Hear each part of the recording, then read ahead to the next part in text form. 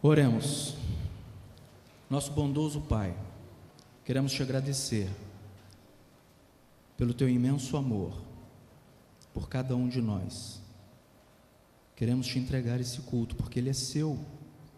Te pedimos, ó Deus, que tudo aquilo que fizermos aqui vá até o Senhor como forma do nosso carinho. Tudo, ó Deus, para a honra e glória do teu santo nome. Em Cristo Jesus, oramos. Amém. Nós estamos começando mais um culto. Tivemos 2 no início da manhã e agora mais esse.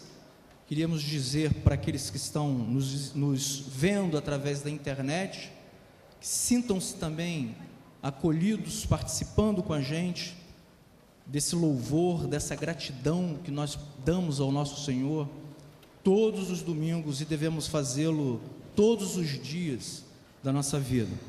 Os irmãos sabem da ausência do pastor pelo motivo da cirurgia que ele fez de varizes. Na quarta-feira agora, queria ressaltar que ele ainda não estará conosco na igreja, mas na outra quarta-feira ele já estará aqui com a gente, com a Academia da Alma. E queria nesse momento também conhecer aquelas pessoas que estão nos visitando pela primeira, segunda ou terceira vez. Há alguém que se encontre no santuário, que esteja nos visitando? Por favor, gostaria que você ficasse de pé, para que pudesse então receber um abraço. Temos um jovem, um senhor ali, um casal também, dizendo como o pastor sempre fala, não sente antes de receber um abraço, né? Dê um abraço no irmão, sejam bem-vindos, fiquem à vontade na casa do nosso Pai, para cultuar juntamente com a gente. Pergunto eu também, há algum irmão entre nós que durante essa semana aniversariou, completou um ano de vida, ou quem sabe mais um ano de casado, ou quem sabe batismo? Eu gostaria de te convidar nesse momento para que viesse até aqui à frente, para que pudéssemos então estar orando por vocês nesse instante. O Mateus, antes de nós orarmos, eu vou passar a palavra para a Lúcia. Só um minutinho, Lúcia. Está ansiosa, né? Não. O Mateus pede para que eu lembre a vocês, a cada um de nós, o seguinte: dia 31 de outubro, ação de graças, um encontro que nós teremos aqui na igreja, e o valor será de R$15, correto, Mateus? Após o culto. Então, R$15. E também hoje, meus irmãos, se encerra as inscrições para o nosso retiro de final de ano. Então, hoje é o último dia para você então poder correr lá e se inscrever. As vagas já estão, né, Lúcia? Chegando no finalzinho. Não perca a oportunidade. Corra. Terminou o culto, desça, vai lá e dê o seu nome, o nome da sua esposa, dos seus filhos, porque eu tenho certeza que será uma bênção na vida de cada um de vocês. Eu vou passar a palavra então à Lúcia nesse momento, para que nós então, após, possamos orar por este aniversariante. É aniversário? Bem, irmãos, ele de manhã deu um jeito e fugiu, não sei para onde ele foi, mas ele é meio tímido. Essa semana, dia 5, ele fez aniversário também. E se eu não estivesse aqui, ele ia ficar bem quietinho. Então, eu quero dizer aos irmãos e a você, Roberto, que você é resposta de oração na minha vida. Para quem não sabe, o pastor Roberto é o nosso ministro de família. E ele tem nos abençoado grandemente com isso. Ele tem atendido as pessoas às vezes ligam após o culto, solicitando uma conversa com ele, e ele está sempre pronto a atender. A nossa classe de casais está uma bênção. Então, Roberto, mais uma vez, obrigada pela sua vida. Nós somos gratos a Deus pela sua vida, na vida da igreja, na nossa vida pessoal. Mateus e eu, nós temos recebido o carinho do nosso pastor de famílias. E eu queria que os irmãos orassem por ele, porque é um ministério muito difícil. Satanás não está feliz com as nossas famílias bem, ele quer nos destruir. Então, os irmãos orem por ele, porque ele tem sido apertado, né? Ele tem sido exprimido pelo inimigo, mas Deus tem dado vitória e nós queremos, então, Roberto, mais uma vez, agradecer a Deus pela sua vida, que você continue sendo abençoador da nossa vida, mas que nós também sejamos abençoadores com a sua família. Que você conte conosco, que você saiba que nós o amamos a Jo, os seus 2 meninos, e somos gratos a Deus pela sua vida. E eu queria entregar uma lembrança, em nome da igreja. Ele hoje de manhã falou uma coisa e eu fiquei muito contente. Ele disse que adora ternos. Se alguém o quisesse ver feliz, que ele desse um terno, uma gravata. Então, Roberto, eu espero que você goste, viu?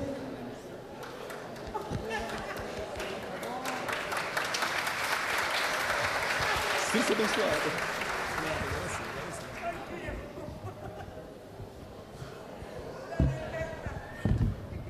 Muito obrigado, irmãos. Vamos orar? Grande Deus, quero te agradecer, não somente pela minha vida, mas pela vida do Haroldo também. Te agradecer, ó Deus, porque o Senhor é fiel. Te agradeço, Senhor Deus, pela tua fidelidade nas nossas vidas. O Senhor é bondoso e misericordioso. Como o Senhor me ama, como o Senhor nos ama. Muito obrigado por isso. Dê-nos saúde, dê-nos sabedoria e ajuda-nos, ó Pai, para que possamos sempre fazer a tua vontade e não a nossa vontade. Que tudo que eu possa fazer na tua casa, ajudando o nosso pastor, tudo, ó Pai, tudo, seja para a honra e glória do teu santo nome. É a oração que eu te faço, em nome de Jesus. Amém. Obrigado, irmãos. Ouçamos então o Ita News nesse momento.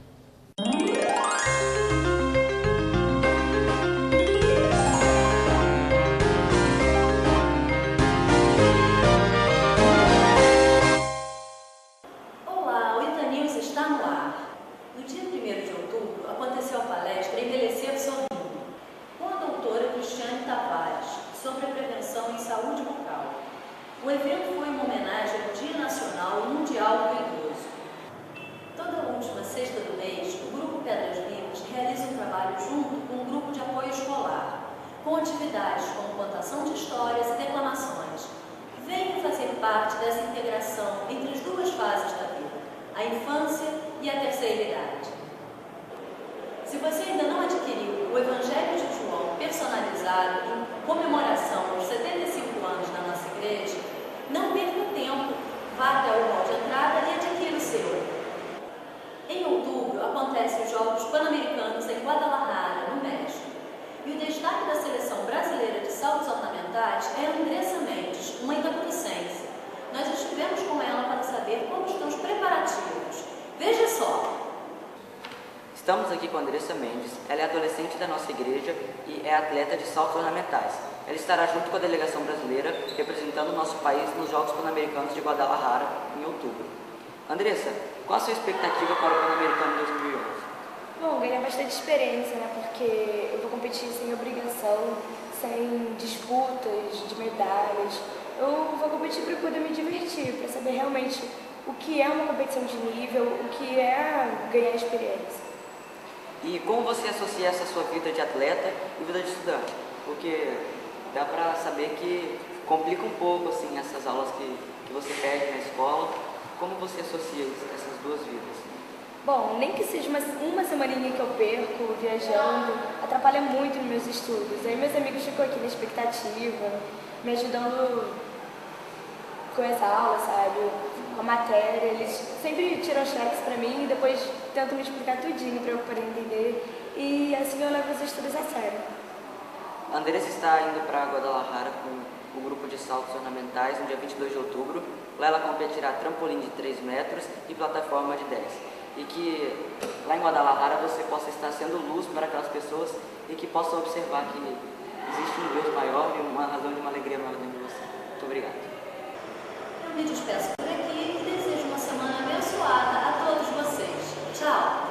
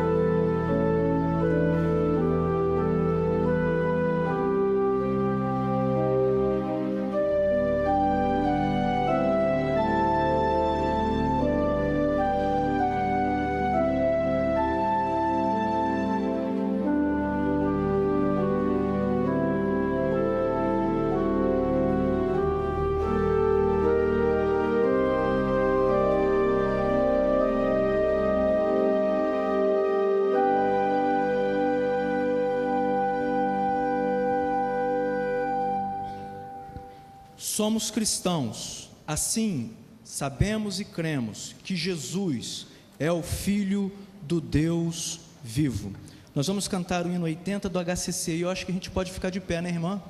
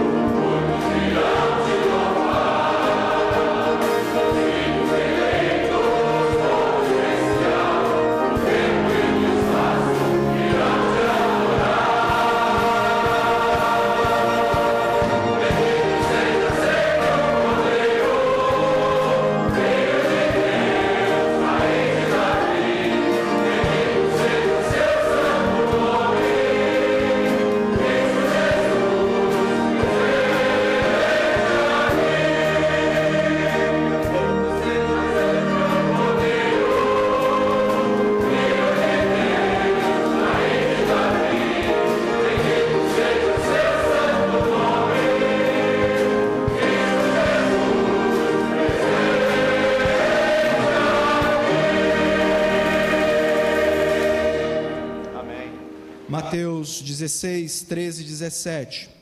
Chegando Jesus à região da Cesareia de Filipe, perguntou aos seus discípulos: quem os homens dizem que o Filho do Homem é? Eles responderam: alguns dizem que é João Batista, outros Elias, e ainda outros Jeremias ou um dos profetas.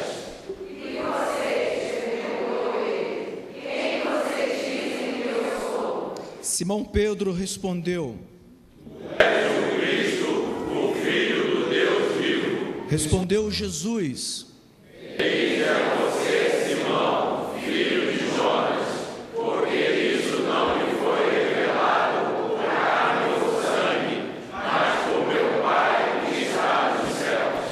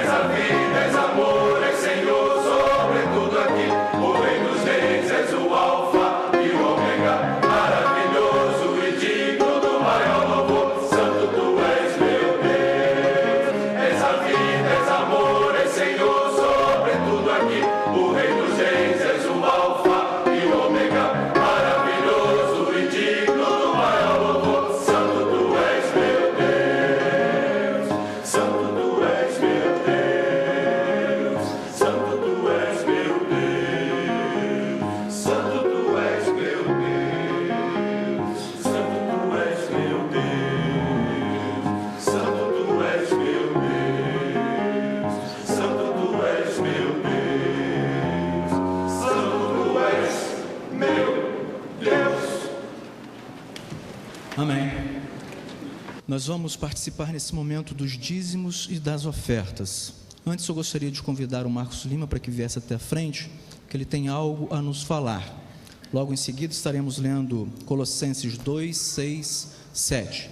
Então, se você estiver preparado para vir à frente, trazer seu dízimo e a sua oferta, faça com liberalidade, com amor, com vontade de devolver ao Senhor o que é dele, tão pouco, mas que tem servido para levarmos o Evangelho, tem servido para que o nome do Senhor seja levado até aos confins. Ouçamos. Obrigado, pastor Roberto. Meus irmãos, os irmãos sabem que a igreja em assembleia aprovou em julho a compra de um novo piano, porque esse piano não tem atendido mais a nossa necessidade, tanto de prestar um louvor digno a Deus, como também de ensaio dos coros e audições. Então nós compramos esse piano e ele foi comprado no Japão, na Yamaha. Ele estava em alto mar e chegou já ao porto do Rio de Janeiro. Está no processo então de desembaraço, de legalização, pagamento de impostos, para então a empresa que nós contratamos para fazer esse serviço entregue na igreja. Então isso deve estar acontecendo durante esse mês de outubro, e se Deus quiser teremos o final do mês. Se Deus quiser, não podemos precisar com certeza ainda, devido ao que os irmãos percebem, é um instrumento grande, tem que afinar, tem que entregar direitinho, mas o nosso sonho é que tudo seja finalizado em outubro. Então, o que aconteceu? Nós tínhamos uma previsão orçamentária para esse piano e aconteceu a desvalorização do real, quer dizer, o dólar deu uma subidinha aí e nós ficamos com um desencaixe. Então, se você tem desejo ainda de contribuir, não é hoje o último dia, mas nós não vamos falar mais nisso. Esse é o último domingo que a gente vai estar aqui na frente conversando sobre essa questão. Mas se você tem no seu coração desejo de contribuir, então ponha no seu envelope agora, na hora da fidelidade, piano, tão somente piano, para que nós possamos complementar o que está faltando para finalizarmos a compra do piano. Nós vamos comprar de qualquer forma, não nos falta o dinheiro, mas a previsão orçamentária que nós tínhamos era uma e o piano agora, por conta do dólar, é outra. Então, é um instrumento para a glória de Deus, que serve essa igreja e tem servido e tem sido um instrumento de inspiração para muitas pessoas. Obrigado, pastor. Meus irmãos, enquanto eu aguardo, os irmãos estarão aqui à frente para segurar as salvas. Lá em Colossenses 2, 6, 7, diz assim: portanto, assim como vocês receberam a Cristo Jesus, o Senhor continue a viver nele, enraizados e edificados nele, firmados na fé, como foram ensinados, transbordando de gratidão. Enquanto nós ouvimos uma música, aqueles que estiverem preparados, por favor, poderão vir até a frente e depositar as suas ofertas e os seus dízimos.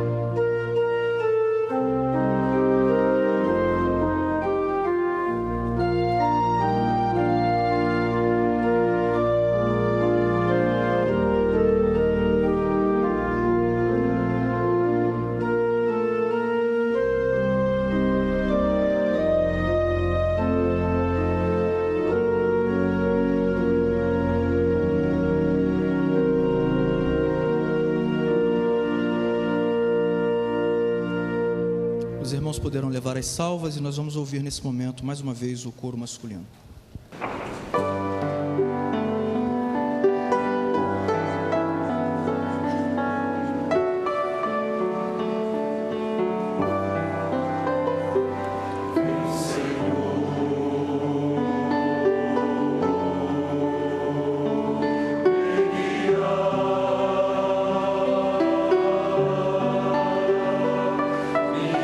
fé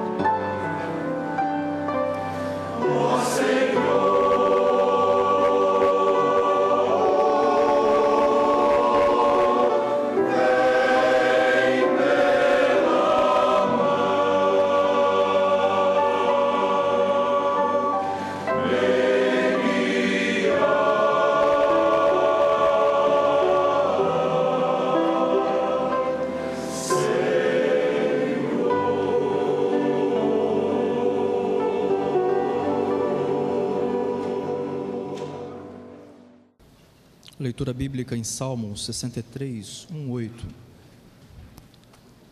Diz assim: Ó Deus, Tu és o meu Deus, eu te busco intensamente, a minha alma tem sede de Ti, todo o meu ser anseia por Ti, numa terra seca, exausta e sem água. Quero contemplar-te no santuário e avistar o Teu poder e a Tua glória. O Teu amor é melhor do que a vida, por isso os meus lábios te exaltarão. Eu te bendirei enquanto viver, e em Teu nome levantarei as minhas mãos. A minha alma ficará satisfeita como divino banquete, com lábios jubilosos a minha boca te louvará. Quando me deito, lembro-me de Ti, penso em Ti durante as vigílias da noite. Porque és a minha ajuda, canto de alegria à sombra das Tuas asas. A minha alma pega-se a Ti, a Tua mão direita me sustém. Nós vamos participar nesse momento do nosso momento de fidelidade, nosso momento de intercessão. E nós faremos de forma dividida, faremos 2 orações. A primeira oração é pelo pastor Youssef, que foi preso, condenado à forca no Irã. A qualquer momento esse irmão pode ser executado. Mas para o nosso Deus, nada é impossível. Então, nesse primeiro momento, nós estaremos orando por esse irmão e sua família também. Eu gostaria de convidar a Aide para que viesse aqui, veio lá de Barrinhas, né, Aide? Aide é nossa missionária lá com seu esposo, Eliel, e é com alegria que nós a recebemos aqui. Nós estaremos orando, então, para o pastor Youssef, e quero te pedir para que você faça nesse momento essa oração. Logo depois nós teremos um outro momento, então estarei falando aos irmãos. Senhor nosso Deus, Tu conheces todas as coisas, Tu sabes de tudo, e nós cremos que o Senhor tem muito para fazer na vida do pastor Youssef, e o Senhor sabe o quanto ele te glorifica com a sua própria vida, e o quanto ele tem desejado, ó Deus, caminhar contigo e descobrir mais coisa na vida contigo, Senhor. Deus, em nome de Jesus, ministra a Tua graça, ó Deus, ali sobre a vida dele. Opera, ó Deus, naquele lugar. Esteja, Deus, trabalhando na mente dos juízes que estão julgando e de qualquer pessoa que esteja envolvida no caso, ó Deus, para que ele seja liberto, Senhor. Nós cremos que o Senhor pode fazer isso. Nós cremos, ó Deus, que o Senhor tem muito, ó Deus, a apresentar ainda na vida do pastor Youssef, e nós clamamos a Ti por ele, clamamos que o Senhor esteja com ele, para que ele não se sinta sozinho, para que ele se sinta acompanhado por Ti, para que sua família, ó Deus, também sinta que o Senhor está no controle de tudo, está cuidando de todos. Deus, nós clamamos a Ti por essa vida, e Te pedimos, Senhor, livre-o, ó Deus, em nome de Jesus. Nós queremos ouvir, ó Deus, a história mais dele, de que ele realmente foi fiel a Ti em todos os momentos, ó Deus. Ele está sendo tão forte, tão corajoso, de dizer que não quer negar ao Senhor, porque com certeza quem vive a experiência contigo não quer dizer não para Ti, ó Deus, e quer dizer sim. Eu sou de Jesus, é Ele que me guia, a minha vida é dele, eu quero viver por toda a eternidade com Ele. Senhor, resolve essa situação em nome de Jesus. Dá vida e mais vida para o pastor Youssef, e que ele, ó Deus, possa dizer para todos que o Senhor o libertou, ó Deus. Assim como o Senhor já libertou na vida contigo, ele precisa ser liberto na vida diante dos homens, Senhor. Te pedimos isso em nome de Jesus. Amém. Enquanto nós cantamos o próximo hino, eu gostaria de deixá-lo bem à vontade para se derramar diante do Senhor, em súplicas, em gratidões. Talvez você esteja passando por um momento difícil. Talvez você esteja pensando, não tem solução, não tem como resolver. Pois eu acredito no Deus Todo-Poderoso. Eu acredito no nosso Senhor, que pode todas as coisas. Basta Ele querer. Ele move o que Ele tiver de mover para nos ajudar, para nos dar, para nos fortalecer. Talvez você, durante a semana, vá passar por alguma cirurgia, ou quem sabe está enfrentando um problema com o seu filho ou com a sua filha, ou dentro do seu lar com a sua esposa. Coloque isso diante do Senhor, entregue ao Pai, porque Ele tudo pode. Ele é o nosso Deus forte, amém? Se você então quiser vir à frente, o pastor José Maurício estará aqui comigo. Você venha para que nós possamos te abraçar, te dar um forte abraço, orar contigo. Se você desejar se ajoelhar, você também poderá fazê-lo. Se você desejar ficar de pé, faça conforme o seu coração estiver pedindo, mas não deixe de abrir o seu peito para Deus e dizer: Senhor, tome conta, Senhor, faça na minha vida aquilo que Tu queres. Cantemos então.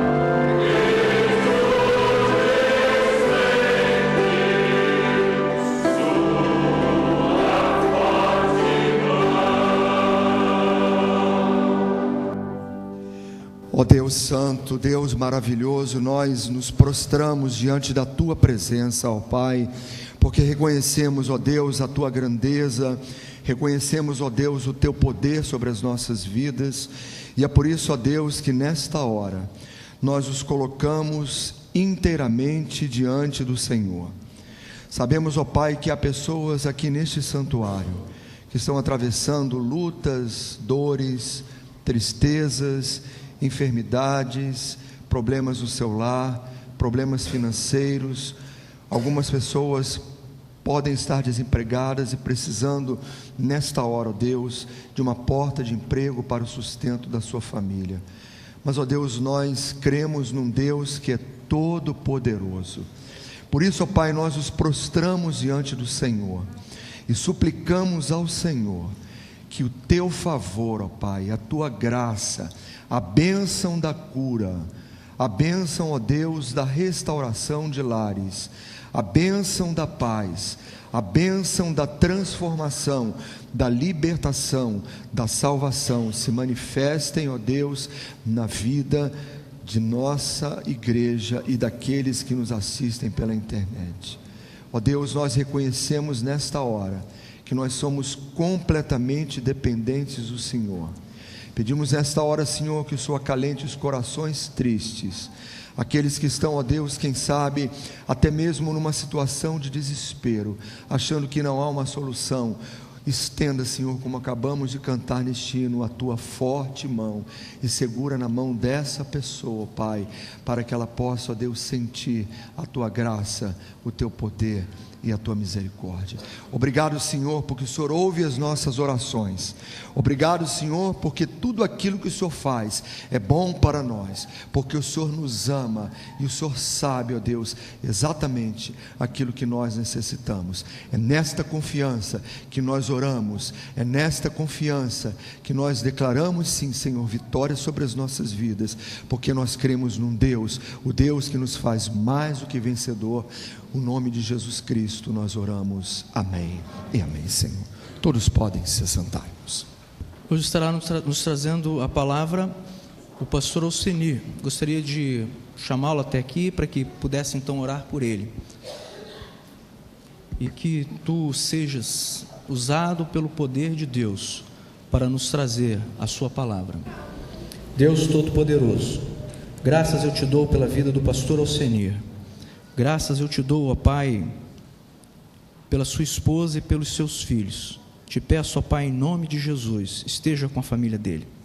Pai Todo-Poderoso, agora nesse momento, quando o teu servo, Senhor Deus, abre o seu coração para a tua palavra, entrar primeiramente no coração dele e, Senhor, falar aos nossos corações. Deus, cubra-o com o sangue precioso de Jesus e que tudo aquilo, ó Pai, que ele disser aqui, venha de encontro aos nossos corações, que possamos, ó Pai, sentir como temos sentido até aqui, a presença forte do Teu Santo Espírito, através das leituras, ó Pai, que fizemos, através dos cânticos e através dos hinos.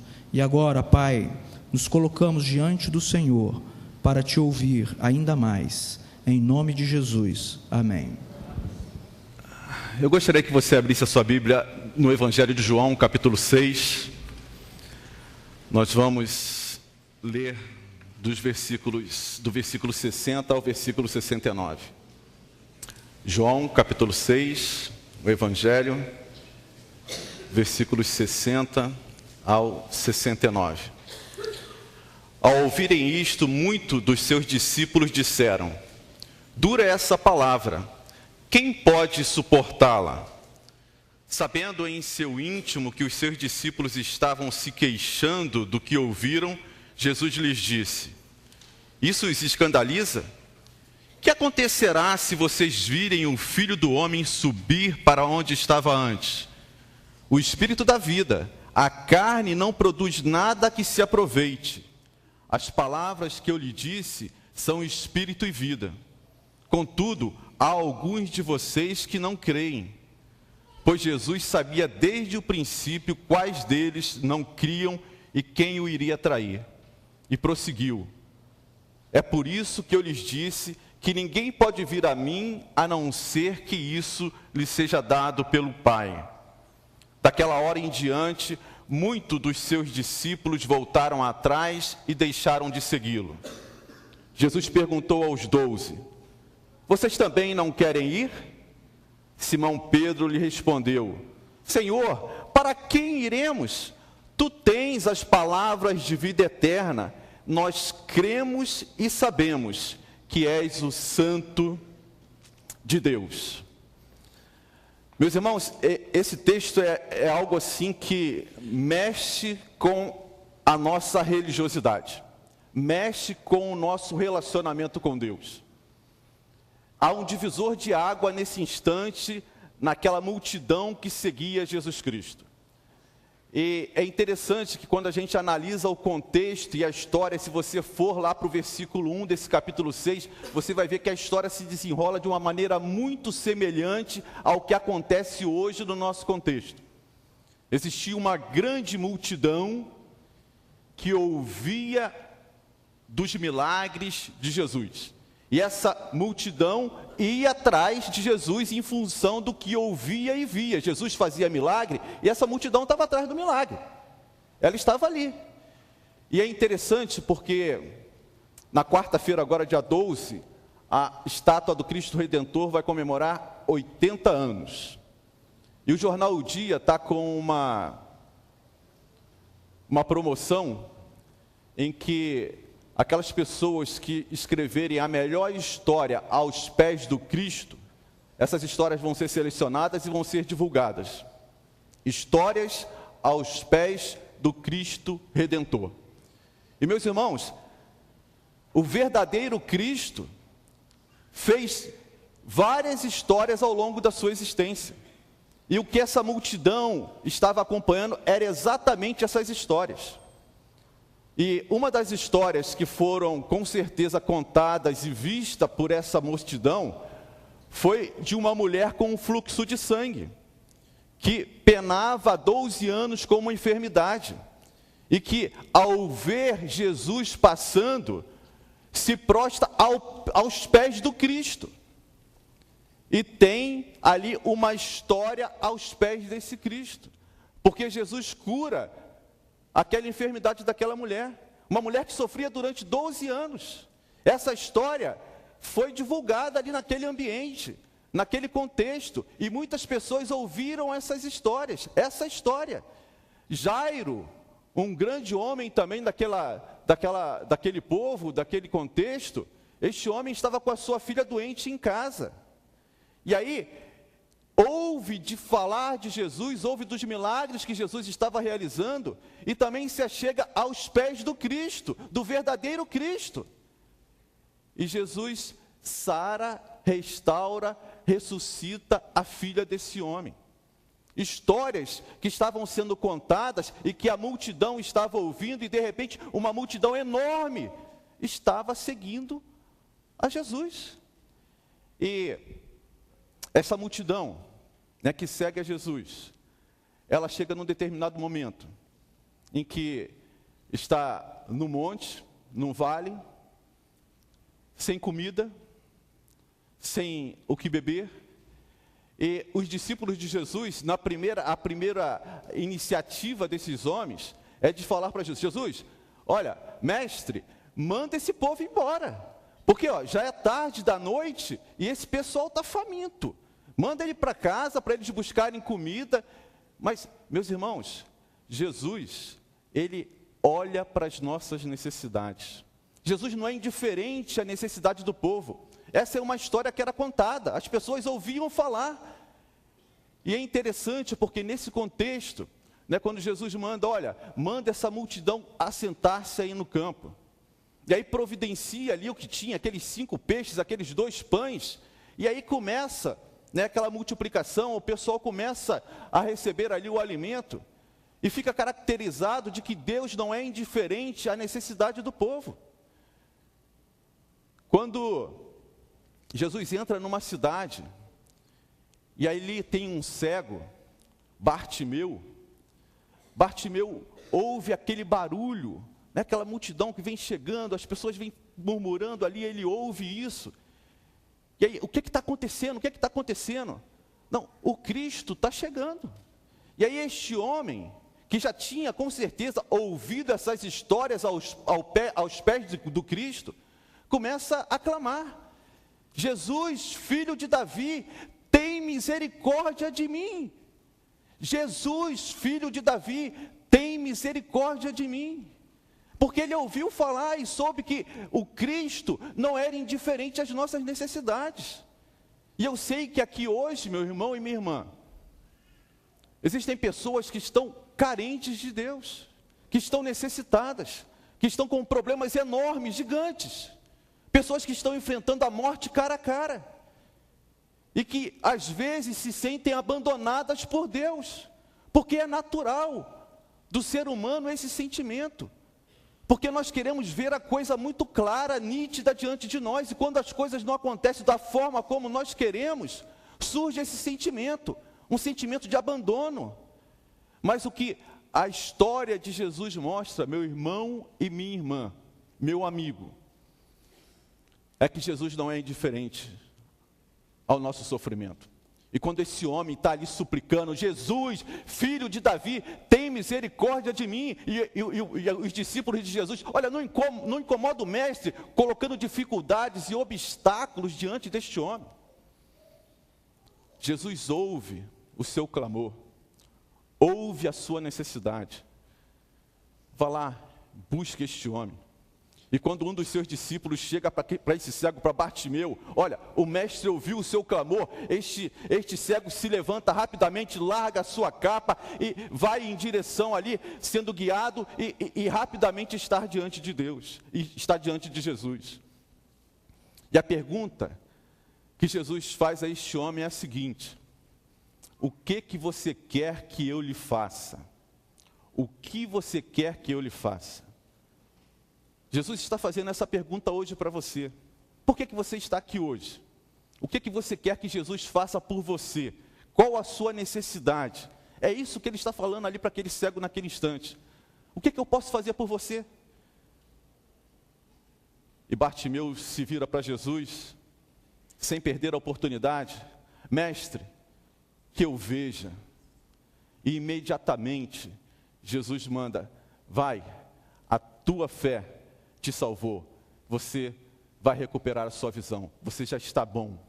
Mostrando, meus irmãos, e evidenciando que esse Deus, que Jesus, não essa estátua do Cristo Redentor, mas o Cristo que fez com que várias pessoas tivessem histórias reais e verdadeiras aos seus pés, é um Cristo que não é indiferente às nossas necessidades. E essa multidão que está com Jesus, ela, depois de ter visto ali a multiplicação dos pães, ter visto aquele milagre, ela acorda de manhã e vê que Jesus não está mais ali, que os discípulos de Jesus foram embora, e ela começa a procurar por Jesus, e atravessa o mar e vai para Cafarnaum, em busca de Jesus. E quando chega, e Jesus vem ao seu encontro, eles perguntam: mestre, como que o senhor chegou aqui? E o que Jesus responde para essa multidão? É uma resposta muito intrigante, porque ele diz o seguinte: vocês estão me seguindo, não porque vocês viram os milagres que eu fiz, mas porque vocês encheram a barriga de comida, porque vocês se satisfizeram. Vocês não estão me seguindo porque vocês viram os milagres. E aí eu fiquei me indagando, porque na realidade, aquela multidão tinha visto os milagres de Jesus. Porque na verdade, eles foram testemunhas, eles vivenciaram a multiplicação dos pães. Então o que Jesus estava querendo dizer? O que Jesus estava querendo dizer com essa frase: vocês não viram os meus milagres? Existe algo por trás, meus irmãos, dos milagres que Jesus realiza. Existe algo por trás das bênçãos de Deus. Aquele povo estava simplesmente focado nos milagres. Eles estavam somente querendo saciar a sua necessidade, encher a sua barriga de comida. Mas eles não estavam nem um pouco interessados no que estava por trás do milagre. Eles não estavam interessados no Deus do milagre. Eles queriam somente o milagre. E é esse o questionamento que Jesus faz a eles. Vocês estão vindo atrás de mim somente atrás dos milagres. E eu quero mais. Eu quero compromisso. Eu quero compromisso.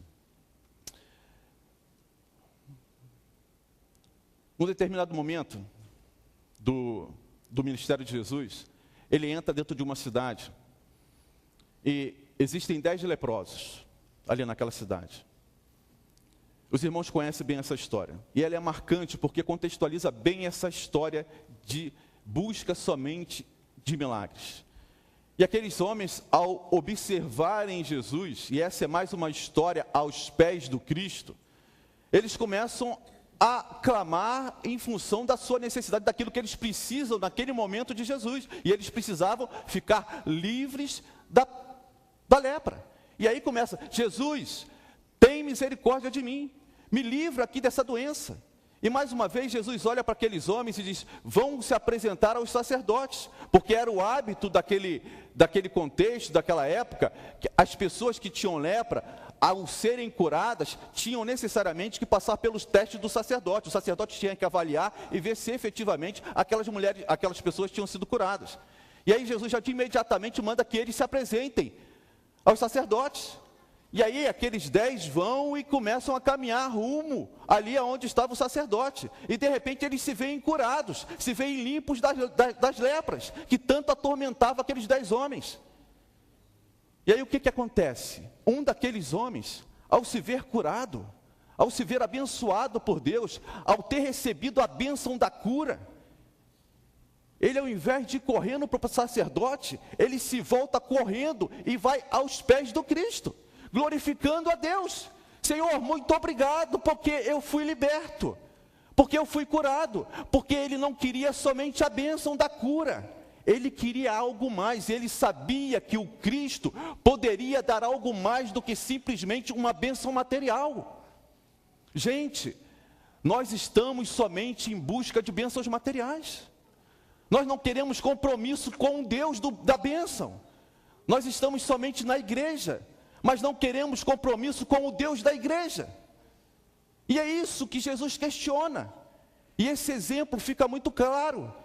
Jesus se vira para aquele homem: mas vem cá, não foram 10 os que foram curados?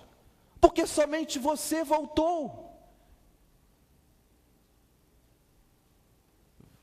Vai, a tua fé te curou, a tua fé te salvou. Existe algo mais em Deus que simplesmente bênçãos materiais. Isso que Jesus começa a querer despertar naquela multidão, começa a querer mostrar a elas que elas deveriam procurar algo mais. E depois, meus irmãos, desse episódio em que eles são questionados pelo qual o verdadeiro motivo de estarem seguindo a Jesus, Jesus faz a essa multidão um grande convite. E aí é o marco, né, o diferencial desse relacionamento entre a multidão e Jesus. O grande convite de Jesus. E aí a gente lê nesses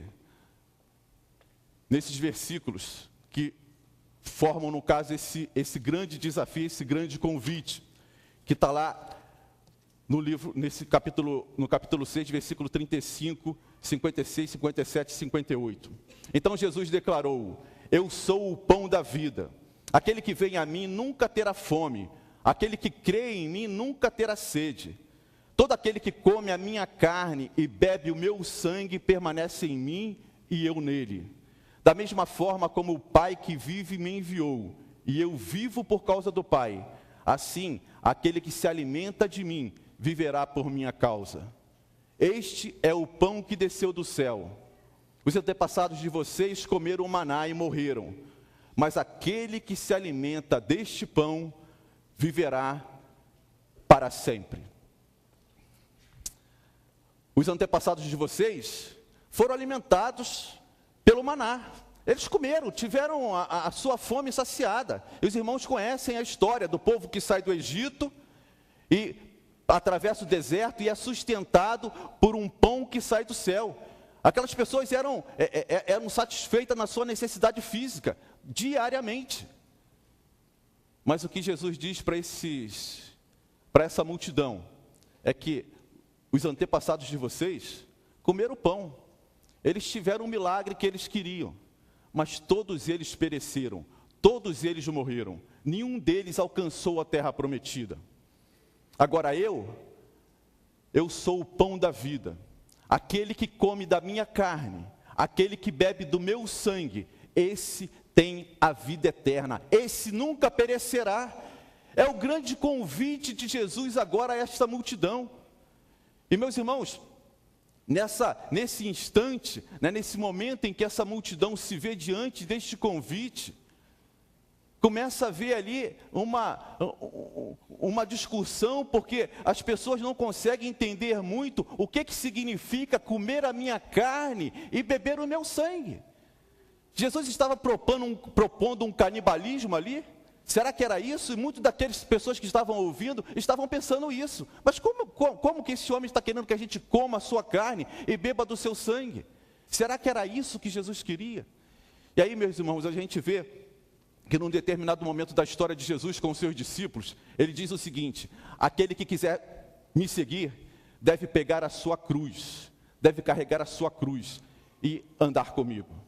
Será que comer da carne e beber do sangue não seria esse tomar a sua cruz, cada um de nós tomarmos as nossas cruzes para seguirmos a Jesus?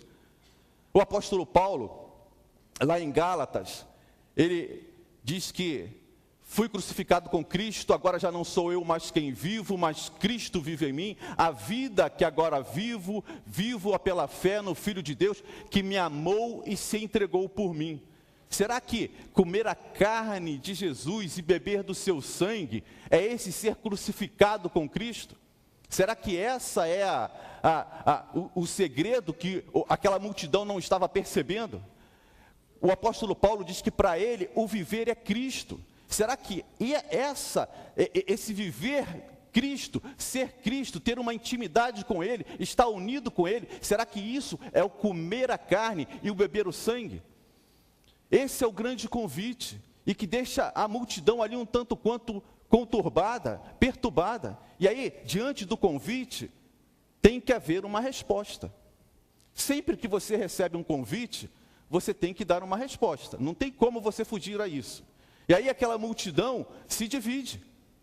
O texto diz, logo no início, que eles acharam muito dura aquela mensagem. Que história é essa de comer a carne e beber o sangue? E a gente vê que uma parte da multidão, uma grande maioria deles, deixam de seguir a Cristo. O texto diz que, ao ouvirem aquela mensagem, ao ouvirem aquele convite, muitos dos seus discípulos voltaram atrás e deixaram de seguir a Jesus. E foi a grande maioria, meus irmãos. Foi a grande maioria. Você com certeza já ouviu falar de católico não praticante. A gente vive num país católico e, em volta e meia, a gente se depara com essa expressão. Agora, eu não sei se todo mundo aqui já ouviu falar sobre evangélico não praticante. Eu não tinha ouvido, mas recentemente eu ouvi uma pesquisa, uma estatística feita pelo IBGE, que mostra que em 2003, os evangélicos não praticantes eram 4% da população. E em 2009, estes evangélicos cresceram para 14%. Por que isso? Por que homens e mulheres que têm um contato com Cristo, que andaram com Cristo num determinado momento, fazem como esta parcela da multidão, a maioria dessa multidão? Ao ouvirem um convite, ao ouvirem algo mais além das bênçãos, eu quero algo mais de vocês. E aí, muitos abandonam o Cristo. Muitos deixam de estar com Cristo. Muitos deixam de comer a sua carne e beber do seu sangue. E meus irmãos, sempre que você vai lançar um produto, sempre que você quer ser bem aceito, você faz uma pesquisa de opinião, uma pesquisa de gosto, e aí você vai basear o seu produto, você vai basear a sua mensagem no que as pessoas querem ouvir, qual é a necessidade das pessoas. Quando você vai lançar uma novela, você faz uma pesquisa. A novela não é lançada assim, sem nenhuma perspectiva, sem nenhuma orientação, não. É feita uma pesquisa. O que o pessoal quer ouvir? O pessoal quer ouvir sobre adultério, infidelidade. Aí vamos colocar infidelidade na novela. Não, o pessoal está querendo agora ouvir falar sobre homossexualismo. Vamos fazer uma novela sobre homossexualismo, porque querem agradar. E é interessante, meus irmãos, é que Jesus não quer agradar ninguém. A mensagem de Jesus é diferente. Jesus prega uma mensagem não do interesse das pessoas, mas o que as pessoas necessitam de Jesus. Ele poderia simplesmente ficar falando de milagres, ficar falando de curas, mas não, eu quero algo mais de vocês, eu quero um compromisso. Eu quero que vocês comam da minha carne e bebam do meu sangue. E aí, quando os irmãos imaginem bem, se eu estou pregando aqui, de repente os irmãos começam a ir embora. Aí eu vou ter que me virar aqui, né? Vou ter que falar alguma coisa diferente, vou ter que falar, ó, Flamengo venceu hoje e tal. Aí o pessoal vai ficar alegre, os flamenguistas, está cheio de flamenguista aqui hoje, o pessoal tirou a camisa do armário e tal. Aí eu vou ter que falar alguma coisa para agradar o pessoal. Quer dizer, é o que o pessoal quer ouvir, porque o que eu estava falando não estava agradando. Mas Jesus não faz isso não. Jesus não está querendo multidão. Jesus não se liga em número. Aí ele se volta para os 12 e, ao invés de falar, poxa, eu errei nisso, não. E vocês? Vocês também não querem ir com eles? Não querem ir embora também? Essa é a mensagem de Jesus.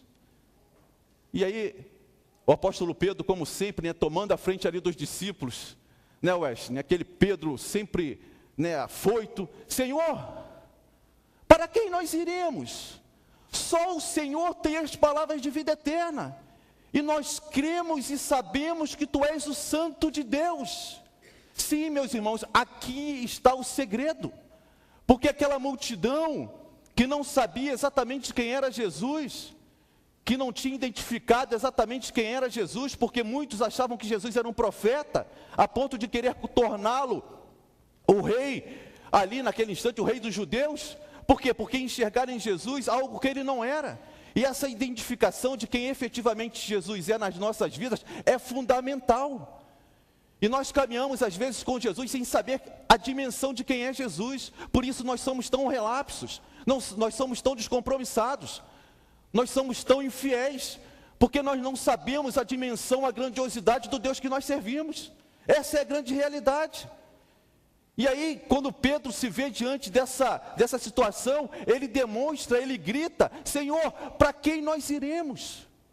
Só Tu tens as palavras de vida eterna, e nós sabemos que Tu és o Santo de Deus.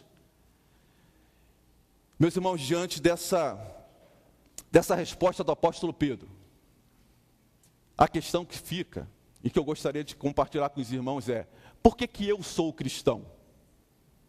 E eu acho que você deve se fazer também essa pergunta. Será que você é cristão porque você nasceu num lar de crente? Eu nasci. Meus pais eram crentes. Desde pequenininho eu só me lembro dos meus domingos na igreja. Será que você é crente porque a sua família era crente? Temos aqui os adolescentes, os jovens, os juniores. Será que você vem na igreja porque os seus pais te trazem? Será que se você tivesse a oportunidade de não vir na igreja hoje, você não viria?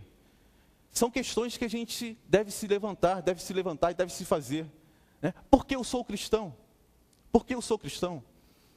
E aí, a primeira coisa que me vem à cabeça, meu irmão e minha irmã, é que eu sou cristão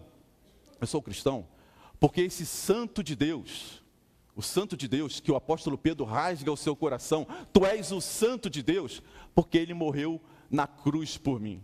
Sim, Jesus Cristo morreu na cruz por mim. Esse foi o ápice da missão de Jesus. E foi um marco enorme. E às vezes nós não valorizamos isso. Nós não conseguimos enxergar esse sacrifício. E Jesus Cristo morreu na cruz por mim, morreu na cruz por você. E Isaías, há 700 anos antes desse fato acontecer, ele já profetizou esse momento. E eu gostaria de ler essa passagem lá do capítulo 53 de Isaías, quando o profeta diz o seguinte: quem creu no que pregamos, no que ouvimos e vimos? Quem poderia ter imaginado que o poder libertador do Eterno seria assim? O servo cresceu diante de Deus, uma muda mirrada, uma planta atrofiada num campo ressecado. Não havia nada de atraente nele, nada que nos levasse a olhá-lo com atenção. Ele foi desprezado e ignorado, um homem que sofreu, que conheceu a dor por experiência própria. Bastava olhar para ele e as pessoas se afastavam. Nós olhamos para ele com desprezo, pensamos que era escória, mas o fato é que ele levou as nossas doenças, nossas deformidades, tudo que há de errado em nós. Pensamos que ele era culpado de tudo isso, que Deus o estava castigando por sua culpa. Mas foram nossos pecados que caíram sobre ele, que o feriram, dilaceraram e esmagaram. Nossos pecados. Ele recebeu o castigo e isso nos restaurou. Por meio das feridas dele somos curados. Somos como ovelhas que se desviaram e se perderam. Cada um de nós fez o que quis. Cada um escolheu um caminho próprio. Sobre ele, o Eterno descarregou todos os nossos pecados. Tudo que fizemos de errado. Ele foi afligido e torturado, mas não disse uma única palavra. Como a ovelha que é levada ao matadouro, ou o cordeiro para ser tosqueado, ele aceitou tudo em silêncio. A justiça falhou e ele foi levado. Alguém de fato sabia o que estava acontecendo? Morreu sem pensar no próprio bem-estar, golpeado e sangrando pelos pecados do meu povo. Eles o sepultaram com os maus e o jogaram num túmulo com os ricos. Embora nunca tivesse feito mal a ninguém, ou dito uma palavra que não fosse verdadeira, mas era o que o Eterno tinha em mente desde o início, esmagá-lo com sofrimento. O plano era que ele se entregasse como oferta pelo pecado, para que assim visse o fruto disso, vida, vida e mais vida. É por causa dele, e por causa dele o plano do Eterno se realizará. Daquela terrível angústia da alma, ele verá que valeu a pena e ficará feliz por tudo que fez. Por meio do que ele experimentou, esse justo, meu servo, produziu muitos justos, visto que ele mesmo carregou o peso dos pecados deles. Por isso, eu o recompensarei generosamente, com o melhor de tudo, a mais alta honra, porque ele encarou a morte e não recusou. Porque ele se juntou à companhia dos marginalizados. Ele tomou sobre os ombros os pecados de muitos e assumiu a causa de todos os culpados. Ao ler, meus irmãos, essa profecia, eu fico sensibilizado diante da cruz de Cristo. Porque o apóstolo Paulo consegue, ele em Filipenses, ele demonstra e mostra o exato momento em que essa profecia se realiza.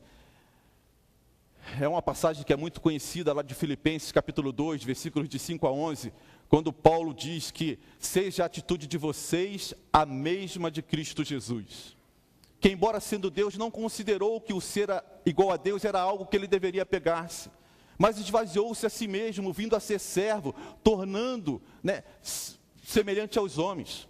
E tendo sido encontrado em forma humana, humilhou-se a si mesmo, sendo obediente até a morte, e morte de cruz. Por isso, Deus o exaltou à mais alta posição, e deu-lhe o nome que é sobre todo nome, para que ao nome de Jesus se dobre todo o joelho nos céus, na terra e embaixo da terra, e toda língua confesse que só Jesus Cristo é o Salvador, para a honra e glória do Deus Pai. Algo que foi profetizado 700 anos, é confirmado agora através do apóstolo Paulo, que diz o que aconteceu. Esse Deus que não se outorgou, não se ateve à sua deidade, mas esvaziou-se, tornou-se homem e morreu na cruz por mim, morreu na cruz por você. Aí esse mesmo apóstolo Paulo diz que a mensagem da cruz, sim, essa mensagem da cruz que muitos rejeitam, é loucura. Sim, a mensagem da cruz é loucura para aqueles que estão perecendo, mas para nós que estamos sendo salvos, é o poder de Deus. Sim, essa mensagem da cruz, como um Deus Salvador vai morrer numa cruz, era a pior morte, ali só morria bandido, só morria indigente, mas o Deus que nos amou, ele se propôs morrer desta forma, e ele cumpriu com a sua missão. Por isso, eu sou cristão, porque Jesus morreu por mim na cruz.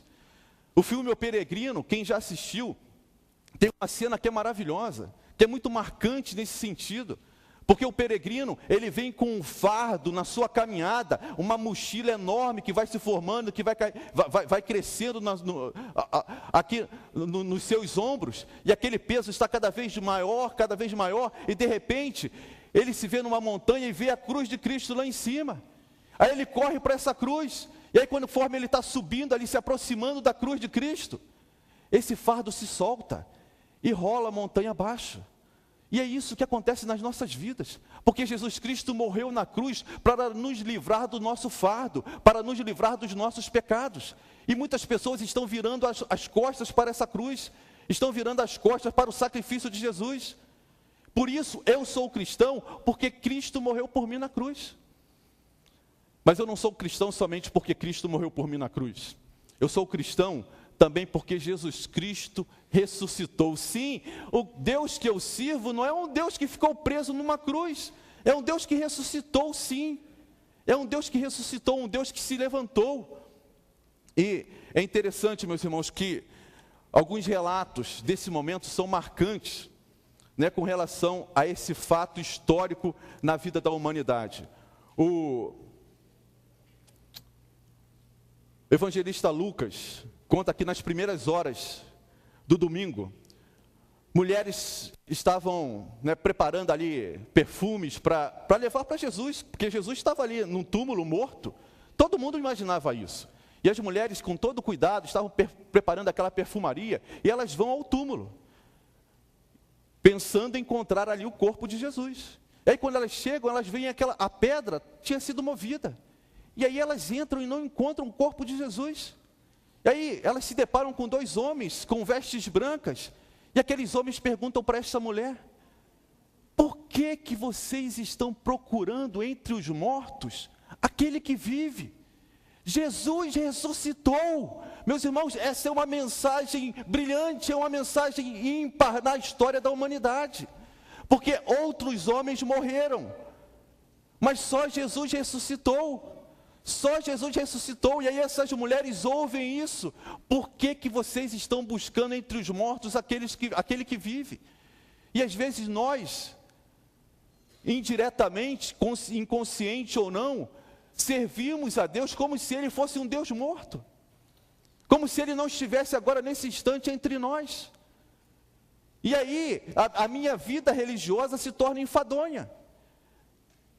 Mas um dos grandes motivos pelo qual eu sou cristão é porque Jesus não ficou na cruz, porque Jesus ressuscitou, Ele saiu dali, Ele reviveu, e isso faz toda a diferença na minha fé, no meu relacionamento com Ele, porque o meu Deus não é um Deus morto. Aí tem um texto que é muito marcante também, meus irmãos, nesses relatos, né, com relação a Jesus ter ressuscitado,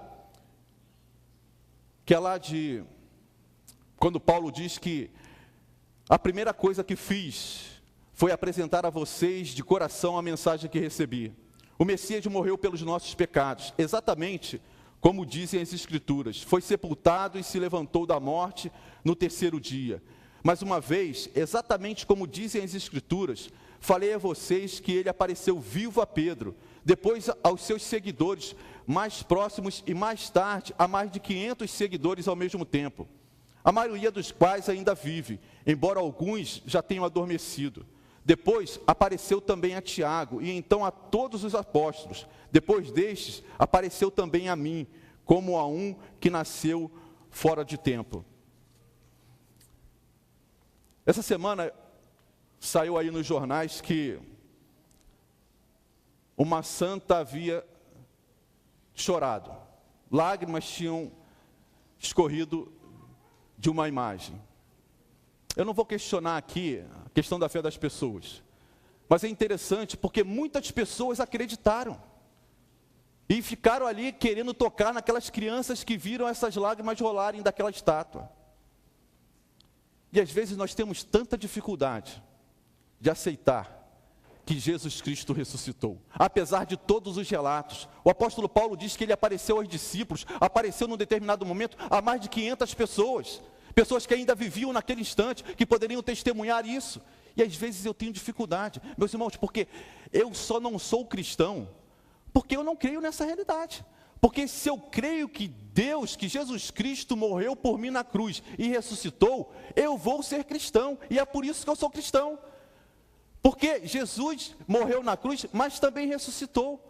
E é interessante, meus irmãos, porque quando eu creio que Jesus Cristo ressuscitou, isso me leva a um outro patamar, me leva a encarar a morte de uma forma diferente. Sim, porque o crente pode encarar a morte de forma diferente, porque Jesus ressuscitou. Woody Allen,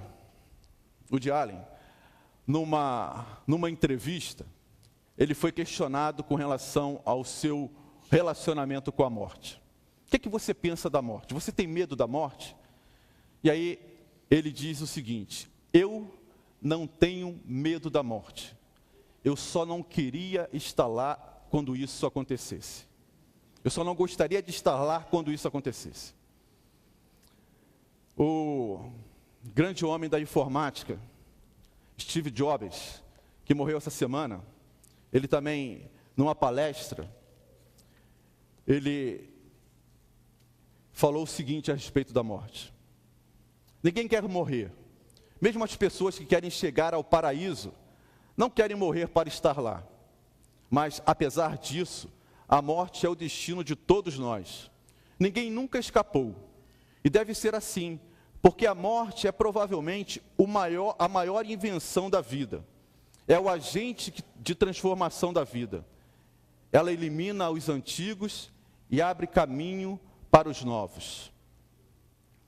A morte é a maior invenção da Bíblia, da vida. Eu não concordo. A morte, ela não é uma invenção da vida. A morte é fruto do pecado. É fruto do pecado do homem. Porque se você for estudar ali o início, né, da criação do homem, você vê que Deus deu a possibilidade ao homem de viver eternamente. Mas porque o homem peca, ele acaba sucumbindo diante da morte. E aí o apóstolo Paulo, ele escreve, né, ele coloca isso aqui em Romanos capítulo 5, versículo 17 e 18, quando ele fala assim: se pela transgressão de um só a morte reinou por meio dele, muito mais aqueles que recebem de Deus a imensa provisão da graça e a dádiva de Jesus reinarão em vida por meio de um único homem, Jesus Cristo. A morte é fruto do pecado, através de um homem que pecou, e o pecado a morte veio através desse pecado.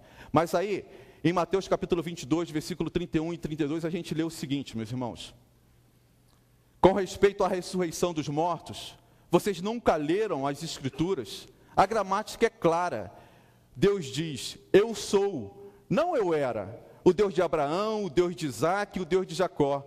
O Deus vivo é Deus dos vivos, não Deus dos mortos. Meus irmãos, eu fico impressionado, eu fico maravilhado com essa afirmação, né? Eu sou o Deus de Abraão, o Deus de Isaac e o Deus de Jacó. Eu não era, deixando muito claro que estes homens estavam com Deus.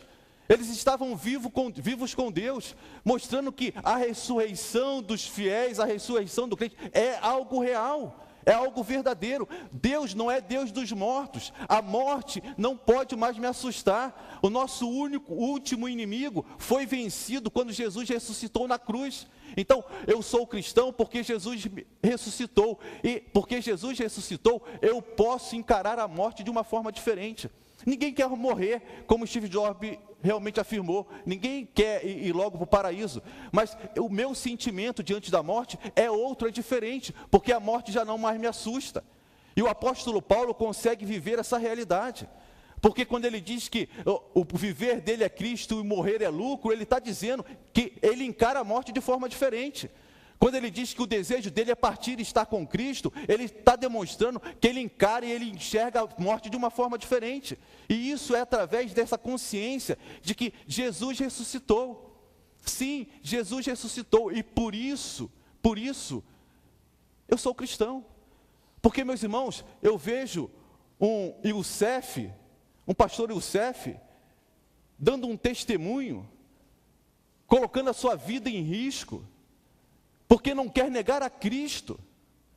Algo diferente existe, meus irmãos, porque isso não é humano, não é racional, porque humanamente eu deixo, você tem que negar o seu Cristo para você não morrer, para você não ser enforcado, para você voltar para a sua família.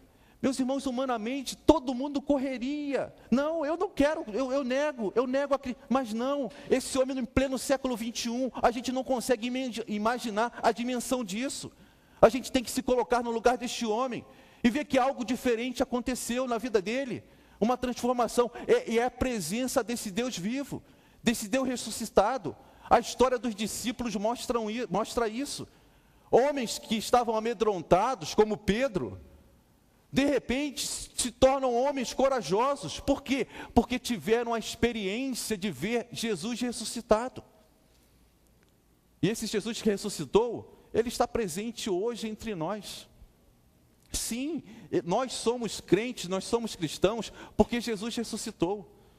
E mais do que isso, meus irmãos, além de ser cristão, porque Jesus morreu na cruz por mim, além de ser cristão, porque Jesus ressuscitou, e por causa da ressurreição de Cristo, eu posso encarar a morte de uma forma diferente. Eu também sou cristão, porque Jesus é o único caminho. Jesus diz que eu sou o caminho, a verdade e a vida. Ninguém vem ao Pai a não ser por mim.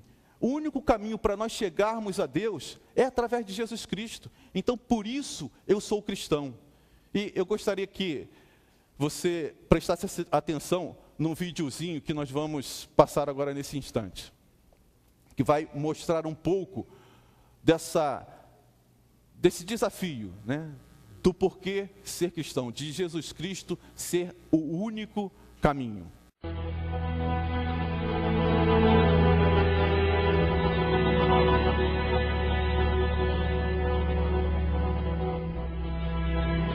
A man fell in a hole.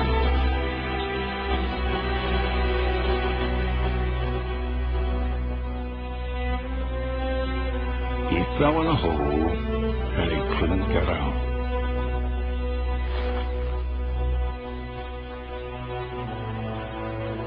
A traveler passed by.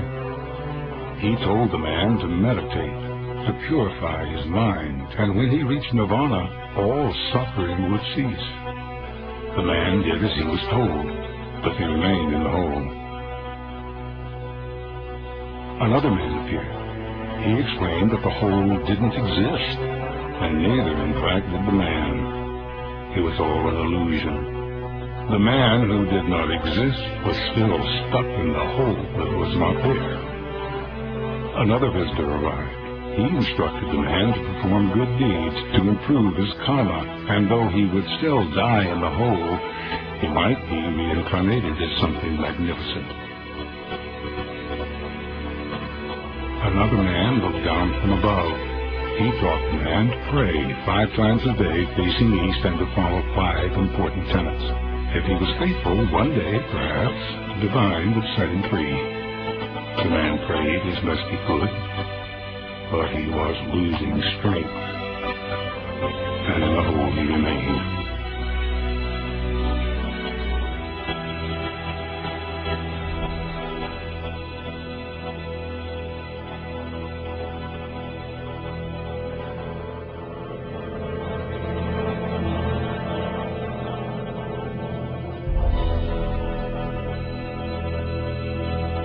Another man appeared.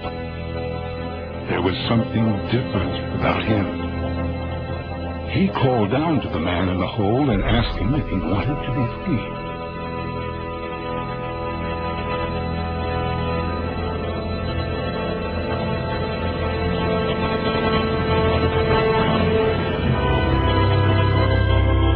This man lowered himself into the earth, into the pit. He took hold of the man and dragged him into the light. The man in the hole, who could not get himself out, was saved.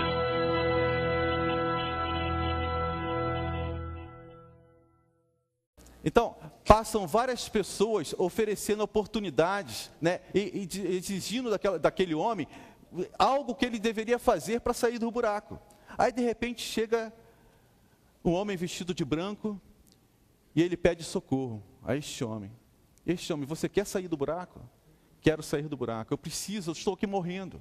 Aí esse homem joga uma corda. Este homem desce no buraco, pega aquele homem que já estava sem força, já estava quase morrendo, coloca no seu ombro, sobe com ele nos ombros, e aí coloca aquele homem fora do buraco. Jesus é o único caminho. Jesus é aquele homem que desce no buraco para nos tirar, para nos dar a oportunidade. São vários os caminhos que são oferecidos. Muitas pessoas oferecem alternativas para a nossa salvação, mas só Jesus desce lá para nos tirar do buraco. É esse o sentimento, e é por isso que eu sou cristão. Porque Jesus morreu por mim na cruz, porque Ele ressuscitou, e porque Ele é o único caminho. Não adianta eu ir para lá, para cá, não. Somente Jesus pode me dar a salvação, somente Ele pode dar alegria ao meu coração, e é por isso que eu sou cristão. Mas, além disso, e para nós terminarmos, eu sou cristão, porque eu aceitei ao grande convite. Sim, Jesus fez aquele grande convite: comam da minha carne e bebam do meu sangue. Então, para que nós nos tornemos cristãos, quem quiser se tornar cristão, tem que fazer como Pedro, reconhecer que tu és o santo de Deus e eu quero participar da sua vida. E aí, eu preparei uma imagem para nos ajudar a enxergar um pouquinho o que significa esse comer a carne e beber o sangue, que Jesus fala ali àquela multidão e faz com que a maioria vá embora. Então, eu acho que isso é fundamental para o nosso conceito, para você tomar a sua decisão. Você que de repente entrou aqui e ainda não tomou a decisão de ser um cristão.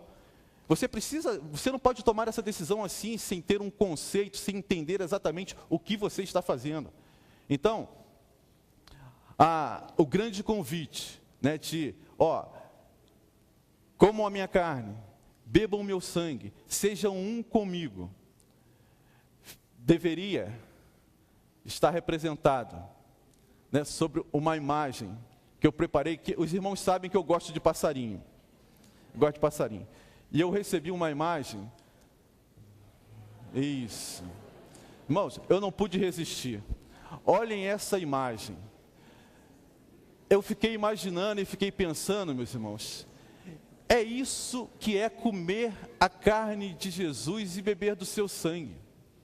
É ser um com Ele. Então, os irmãos, vejam bem, essa pomba, ali com as asas abertas, com aqueles 2 pombinhos, é isso que Deus quer para nós. Quer que nós sejamos um com Ele. E ali, eles não estão imunes aos temporais.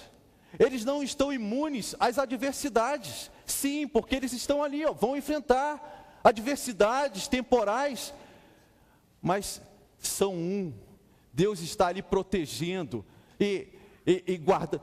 Tem uma passagem quando Jesus chega para Jerusalém, diz: Jerusalém, Jerusalém, como eu gostaria de colocar vocês debaixo das minhas asas, chorando porque Jerusalém não aceitava esse convite de comer a carne e beber o sangue. E, meus irmãos, é algo tão lógico. As pessoas acreditam em lágrimas que são derramadas por uma estátua, mas não querem acreditar que Jesus Cristo morreu na cruz por você, morreu na cruz por mim, que Jesus Cristo é o único caminho, que Jesus Cristo ressuscitou, que Jesus Cristo tem um convite enorme para todos nós, porque o desejo de Deus é que todos participem do seu ministério, que todos participem dessa situação de estarem formando um com Ele. E existe um hino, e é esse que nós vamos cantar agora nesse instante, que fala, resumidamente, o que eu levei 40 minutos para falar. Os irmãos estão com ele aí no nosso programa de culto. Porque vivo está, Deus enviou Jesus, seu Filho, o seu amor, perdão nos dá. Na cruz morreu por meus pecados, mas ressurgiu e vivo com o Pai está. Porque vivo está, o amanhã enfrento. Sim, vivo está, não temerei, pois eu bem sei que é dele o meu futuro, e a vida vale a pena, Cristo vivo está. A terceira estrofe diz assim: um dia irei passar o rio, vencer a morte sem temor. Morrer para mim será vitória, verei a glória de Jesus, meu Salvador. Enquanto nós estivermos cantando, eu gostaria de dar a oportunidade a você, que entrou aqui nesta igreja nesta noite, você não entrou aqui por um acaso. Eu tenho, meus irmãos, como meta em todas as minhas mensagens, dar a oportunidade para que as pessoas aceitem a este grande convite. Assim como um dia eu aceitei o grande convite que Jesus faz a toda a humanidade, de comer a sua carne e de beber o seu sangue. Você não deve se tornar um cristão somente pelos milagres que Jesus pode e faz na vida dos seus servos. Você deve se tornar um cristão porque você quer, junto com Jesus, carregar a sua cruz. Porque se você vier a se tornar um cristão somente pelos milagres, você vai fazer como uma grande parcela dessa multidão. Quando você for enfrentar os vendavais da vida, quando você for enfrentar as dificuldades, você vai virar as costas para Jesus.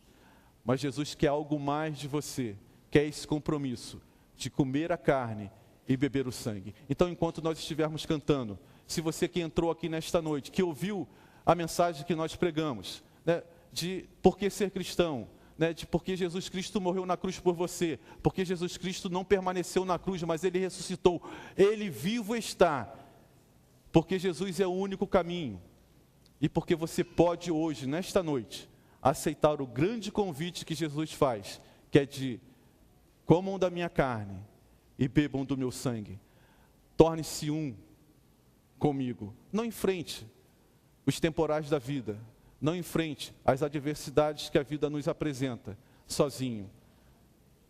Vem estar comigo, vem estar debaixo das minhas asas. Se você tomou essa decisão nesta noite, eu gostaria que você ficasse em pé enquanto nós estivermos cantando esse hino, porque vivo está. Lembra-nos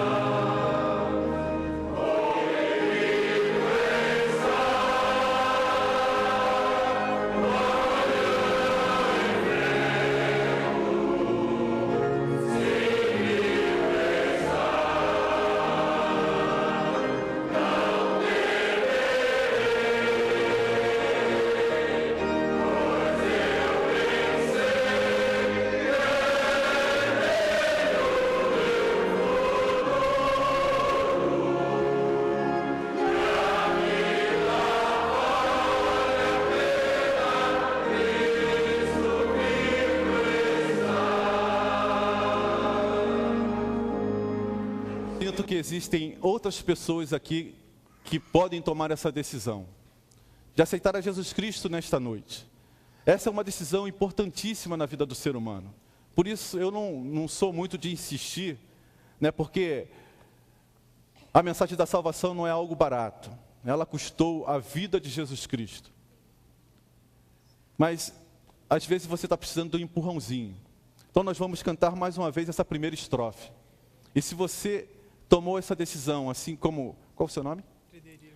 Assim como o Frederico fez nesta noite, meus irmãos. O céu já está em festa, né? Porque uma alma que se converte, uma vida que é transformada por esse poder da cruz de Cristo. Porque a mensagem da cruz é loucura para aqueles que estão se perdendo. Mas para nós que estamos sendo salvos, é o poder de Deus. E é esse poder que move o homem, que transforma o homem. Então, se você quer aceitar a Jesus Cristo como seu Salvador nesta noite, eu vou te dar mais uma oportunidade.